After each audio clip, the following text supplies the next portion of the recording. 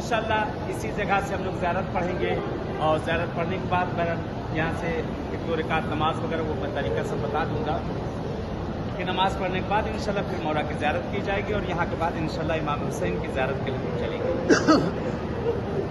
सरजमीन Karbala के लिए रवायत है कि अगर कोई ज़ायर जिस वक्त सरजमीन करबला पर जाता है, कहते बकी की टूटी हुई कब्रों से एक बीवी निकलती है, बकी की टूटी हुई कब्रों से एक बीवी निकलती है जो अपने पहलू को संभालती है। कहते बीवी सीधे जाती है शाम में, अपनी बड़ी बेटी ज़ैनब को लेती है, ज़ैनब उठो तेरे भैया के ज़ायर आए हैं, तुम्हारे भैया के ज़ायर आए हुए हैं। रवायत नक़ल की जाती है ये दोनों बीबियां जिंदाने शाम में जाती हैं। कहते सकीना उठो तेरे बाबा के ज़ायर आ चुके हैं।